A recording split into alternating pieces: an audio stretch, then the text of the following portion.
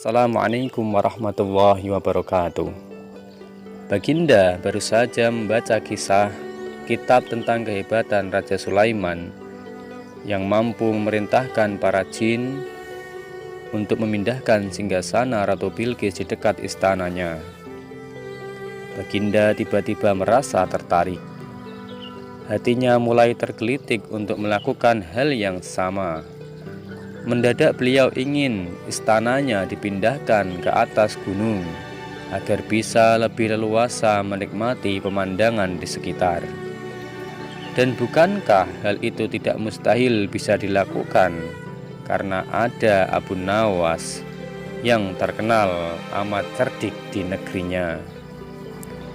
Abu Nawas segera dipanggil untuk menghadap Baginda Raja Harun ar-Rasyid. Setelah Abu Nawas dihadapkan, Baginda berkata, "Wahai Abu Nawas, sanggupkah engkau memindahkan istanaku ke atas gunung agar aku lebih leluasa melihat negeriku?" tanya Baginda. Abu Nawas tidak langsung menjawab. Ia berpikir sejenak hingga keningnya berkerut. Tidak mungkin menolak perintah Baginda, kecuali kalau memang ingin dihukum. Akhirnya Abu Nawas terpaksa menyanggupi proyek raksasa itu. Ada satu lagi permintaan dari Baginda.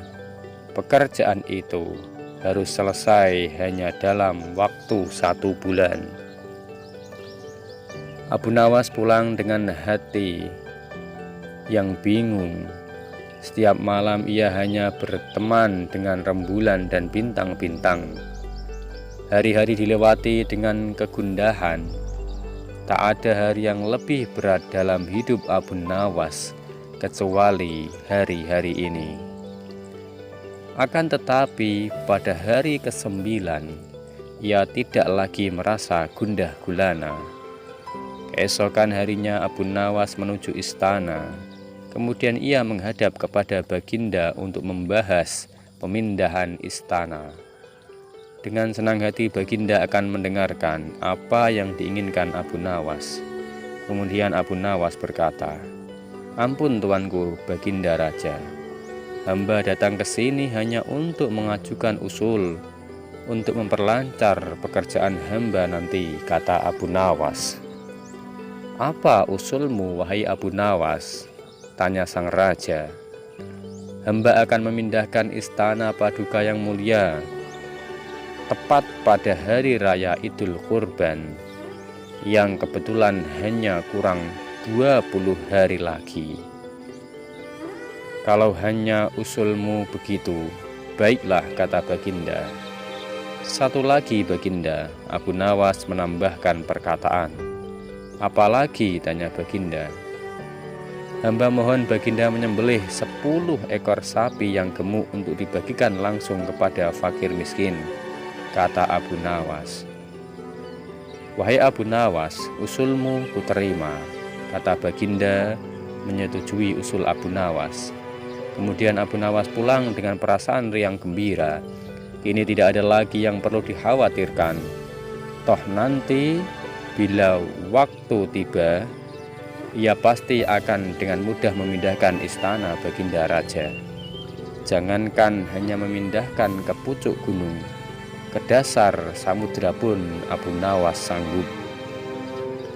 Desas-desus mulai tersebar ke seluruh pelosok negeri. Hampir semua orang harap-harap cemas. Akan tetapi sebagian besar rakyat merasa yakin atas kemampuan Abu Nawas, karena selama ini Abu Nawas belum pernah gagal melaksanakan tugas-tugas aneh yang dibebankan di pundaknya. Namun ada beberapa orang yang meragukan keberhasilan Abu Nawas untuk tugas kali ini. Saat-saat yang dinanti-nantikan tiba. Rakyat berbondong-bondong menuju lapangan untuk melakukan sholat hari raya Idul Kurban. Dan setelah selesai sholat sesuai waktu yang tepat, 10 sapi sumbangan Baginda Raja disembelih lalu dimasak kemudian segera dibagikan kepada fakir miskin. Kini giliran Abu Nawas yang harus melaksanakan tugas berat itu. Abu Nawas berjalan menuju istana diikuti oleh rakyat. Sesampainya di depan istana, Abu Nawas bertanya kepada Baginda Raja, "Ampun tuanku Baginda Raja yang mulia, apakah istana sudah tidak ada orang lagi?" "Tidak ada," jawab Baginda Raja singkat. Kemudian Abu Nawas berjalan beberapa langkah mendekati istana. Ia berdiri sambil memandangi istana. Abu Nawas berdiri mematung seolah-olah ada yang ditunggu tanpa dia bergerak. Baginda Raja akhirnya tidak sabar. "Abu Nawas, mengapa engkau belum juga mengangkat istanaku?" tanya Baginda Raja. "Hamba sudah siap sejak tadi Baginda," kata Abu Nawas. "Apa maksudmu? Engkau sudah siap sejak tadi?" "Kalau engkau sudah siap, lalu apa yang engkau tunggu?" tanya Baginda masih diliputi perasaan heran. "Hamba menunggu istana Paduka yang mulia diangkat oleh seluruh rakyat yang hadir untuk diletakkan di pundak hamba. Setelah itu hamba tentu akan memindahkan istana Paduka yang mulia ke atas gunung sesuai dengan titah Paduka." Baginda Raja Harun ar-Rasyid terpana. Beliau tidak menyangka Abu Nawas masih bisa keluar dari lubang jarum. Demikian kisah Abu Nawas, semoga dapat kita ambil hikmahnya.